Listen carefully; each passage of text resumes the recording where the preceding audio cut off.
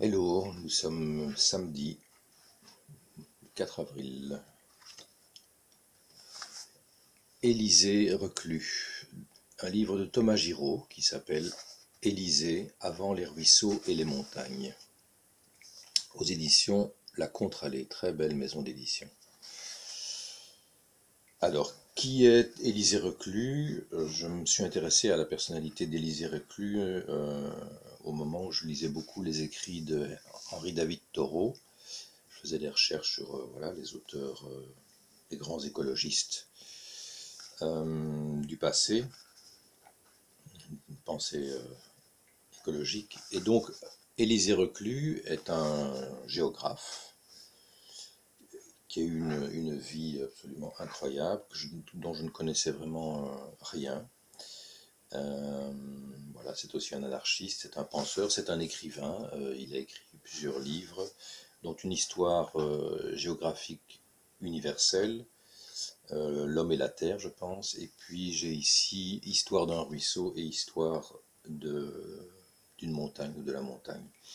Et donc il se fait que j'ai découvert le livre de Thomas Giraud consacré aux premières années de Élysée Reclus, de sa vie, au moment en tout cas où il quitte sa famille plutôt que de devenir pasteur. Il quitte le sud-ouest et il viendra notamment en Belgique. Il aura plus tard d'ailleurs comme ça va être dit dans le début du texte, un projet, il recevra la proposition d'animer une chaire de géographie comparée ici à l'ULB. Et j'ai trouvé le livre de Thomas Giraud vraiment passionnant. Il est écrit dans une langue vraiment à la fois précise et discrète. Et ce qui est très très beau dans le livre, vous l'aurez peut-être dans le deuxième extrait, c'est que par rapport à la narration, au bloc de narration, de temps en temps, Thomas Giraud insère ce qu'il appelle un bout de pensée, et nous avons évidemment la pensée de Élysée Reclus. Voilà, ça vient structurer le texte dans certains chapitres en tout cas, et des fois il les accumule comme ici, par exemple je crois qu'on a 3 fois bout de pensée, bout de pensée, bout de pensée, et voilà, ça vient mettre une espèce d'air dans le récit, et ça nous permet de passer par l'intériorité, l'intimité de Élysée Reclus. Alors je vous lis le début du livre, et puis un petit passage assez bref plus loin.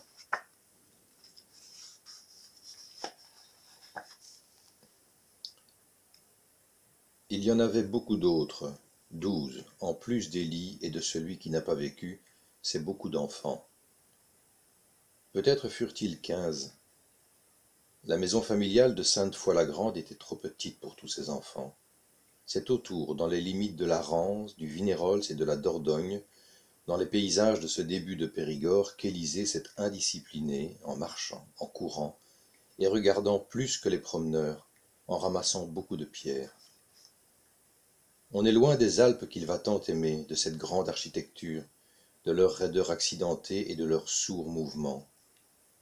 L'horizon à Sainte-Foy-la-Grande est ouvert, même s'il n'est pas sans limite.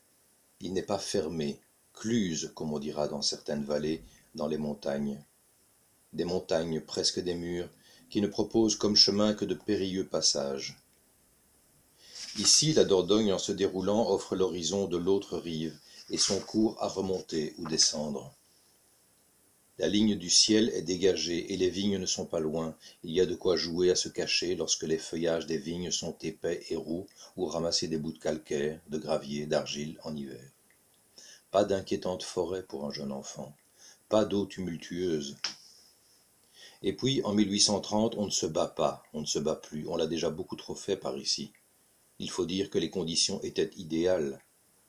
Toutes les guerres dans lesquelles les vies des nations se trouvent engagées se sont déroulées dans des plaines. Et là, au loin et tout près, des plaines où à peine quelques vallons très doux. Dans cette enfance, c'est le moment où, selon les préoccupations paternelles, qui sont en fait des prescriptions paternelles, il peut être pasteur, il doit être pasteur. Élysée peut encore être maintenu dans le chemin que son père choisit ou que son père, Jacques, voudrait bien. Il peut encore marcher sur ça, par là. Par là, c'est assez vague, mais par là, ça commence par l'Allemagne, Neuwied, Première étape pour devenir pasteur et reprendre sa part du flambeau calviniste, lumière sèche, pointue, ferme et qui dure. Il ne l'a pas reprise. En revenant à Sainte-Foy, à 50 et quelques années, il n'est pas pasteur. Il est géographe d'une manière peu orthodoxe, aimant les ruisseaux et les montagnes, les détails dans leur étendue. Il écrit en voulant faire vibrer la terre et ne peut toujours cantonner son lyrisme qui déborde. Selon les points de vue, on dit que c'est un grand savant, un humaniste à la Diderot, touche-à-tout curieux, ou bien on le décrit comme un original, confus et dilettante, dispersé, toujours impécunieux. Ses convictions philosophiques et politiques sur l'anarchisme le desservent, c'est le moins que l'on puisse dire, puisqu'il va connaître l'exil, la prison et l'exil encore. Tout ça, et peut-être plus encore son air de moudjik tendre un peu fou, lui ferme la porte de toute carrière universitaire. Si l'Université libre de Bruxelles lui offrira une chaire de géographie comparée à la faculté des sciences, avant même qu'il ait commencé à prononcer le premier mot de son premier cours, elle prendra la décision de le suspendre pour de sombres histoires politiques. Il n'a pas la prestance sévère d'un Michelet, l'air propret d'Alexander von Humboldt, ou la sécheresse rude dans les yeux de son cadet Paul Vidal de la Blache. C'est son regard, celui que l'on voit sur les photographies prises de lui par Nadar, qui frappe en premier lieu. Le noir et blanc n'éteint pas ce bleu. On dirait les pointes pleines d'éther et de vapeur des Pyrénées. C'est coupant, ciselé, mais il n'y a rien d'agressif, on ne devine aucune envie de heurter, de blesser. C'est un regard d'enfant ému, même à la fin de sa vie, qu'offrent ses yeux, presque ceux d'un mystique. Ce sont aussi des yeux accueillants, attentifs et directs. Ce sont les yeux d'un homme qui regarde, mais ils ont dû mettre mal à l'aise de temps en temps. Les yeux qui regardent, traversent, gênent un peu. On n'est jamais sûr de ce qu'ils sont en mesure de voir. Auscultent-ils ou ne font-ils que traverser? En regardant ces photographies, sans faire d'effort, on trouve également de la bonté. Et on ne se trompe pas.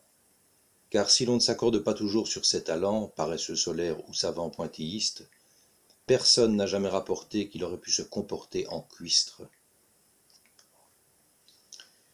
Sa barbe est aujourd'hui fournie, savante et large. Comme ses mâchoires sont menues, c'est une barbe qui allonge horizontalement son visage, alors même que sur d'autres mâchoires elle aurait donné des airs de légionnaire. Tout dans son apparence est dans un léger désordre, barbe et cheveux longs. Il doit peigner tout ça avec ses doigts. Au final, il a davantage l'air d'un peintre voyageur que d'un éminent professeur de géographie allant dire sa leçon introductive à l'académie. Ce qu'en tout état de cause, il ne fera jamais. On aurait envie qu'il ait un chapeau de paille, il l'a sûrement, et l'a ôté pour les photographies de Nadar. Voilà un petit peu la présentation du personnage, et alors je vais prendre au début du chapitre 5 juste ceci, parce que je m'y retrouve et que ça fait partie de tout ce qui me touche dans le personnage de Élisée Reclus et dans la manière dont Thomas Giraud nous le raconte.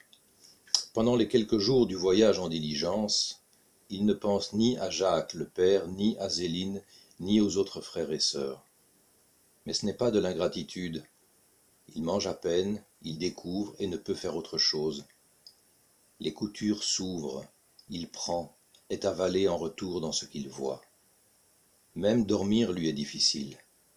Il se laisse absorber totalement, prenant les paysages, les rives de la Gironde, celles de la Seine, les contreforts du bassin parisien, la Champagne pouilleuse, les forêts de l'Argonne, les plaines de l'Est, les boucles de la Meuse, comme une globalité. Il ne hiérarchise pas. Un arbre qu'il ne connaît pas au bord d'un chemin l'émeut autant que les grandes villes. Les pierres partout le troublent, les blanches, les ocres, les jaunes, des marbrés, du granit. Bout de pensée, tout. Tout et donc rien à dire tellement ce tout est immense. Bout de pensée, je ne pense plus à mon père.